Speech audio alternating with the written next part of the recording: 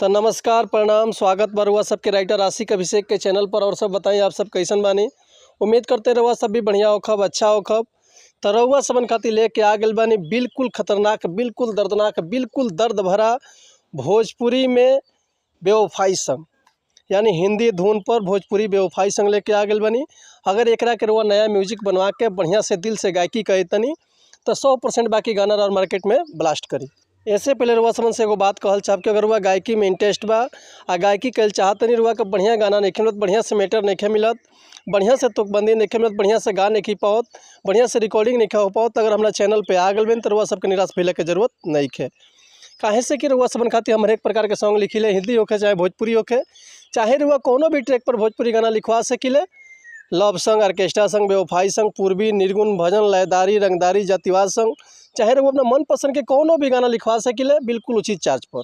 ऐसे कहल चाह भैया कि अगर वह चार्ज देला से हिचकिचात तनी तो बढ़िया से गायकी ना कर पाप। अगर चार्ज दे तनी बढ़िया तरह से तो वह के एक से एक मेटर हमारे चैनल से मिली, बढ़िया से बढ़िया मेटर हुआ समन के मिली, आप बढ़िया से वह गायकी कर सकब। तो ऐसे कहल चाहते हैं अगर हमारे चैनल पे आ गए बन तो चैनल के लाइक करी, सब्सक्राइब करी और बेल आइकन प्रेस कर दी ताकि कोनो वीडियो अपलोड करी तो सबसे पहले नोटिफिकेशन हुआ समन के मिले। तो चलिए देर ना करते हुए आज के मीटर देखल जाए कैसे बा, कौन लय है, कौन धुन है, ये रुआ समन के हम गा के बताओ। तो उम्मीद करती रुआ सबका बेहद पसंद आई।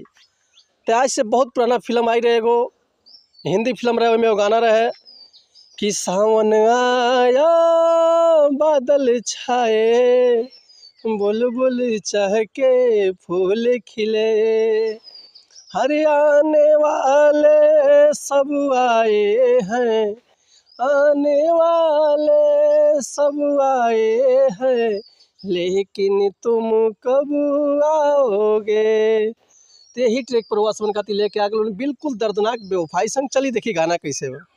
चली जाइबू तू एक दिन छोड़ के जान ससुरवा हो, कि चली जाइबू तू एक दिन छोड़ के जान ससुरवा हो, जइबू तो हम रोकब नाही, जइबू तो हम रोकब नाही, जइह तू दे के मोहरवा हो, हम के रोवाई जइबू भुलाई, अरे हम के रोवाई जइबू भुलाई, महरी के दिल पे छुड़वा हो, जइबू तो हम रोकब नाही, जइबू तो हम रोकब नाही, जइह तू दे के मोहरवा हो।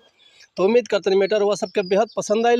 अगर ये गाना के रुआ फुल लिखवाल चाहते हैं तो डिस्क्रिप्शन में हमारा कॉन्टैक्ट नंबर बा, व्हाट्सअप नंबर बा, कॉल कर सकलिए, व्हाट्सअप कर सकलिए, रुआ के बिल्कुल उसी चार्ज पे फुल गाना मिल जाए। एक बार हम अपना कॉन्टैक्ट नंबर हुआ सबसे बताए थे, हमारा कॉन्टैक्ट नंबर बा 8178 24 48 75 और व्हाट्सअप के भी नंबर यह बा 8178 24 48 75। तो वह कॉल कर सकिले या व्हाट्सअप कर सकिले। अगर हमारे गाँव में कोनो मिस्टेक भेल भी हम क्षमा चाहते नहीं, ऐसे कि हम गायक ना ही रुआ समन के खाली बता सकिले, समझा सकिले। तो मिला तो नेक्स्ट वीडियो में कुछ नया गाना, कुछ नया धुन, कुछ नया कंपोजिशन लेके। तब तक ले रुआ सब सन्मति चाहते नहीं। नमस्कार प्रणाम, जय हिंद, जय भारत, जय भोजपुरी समाज, जय माता दी, हर हर महादेव, जय शिव शंभो।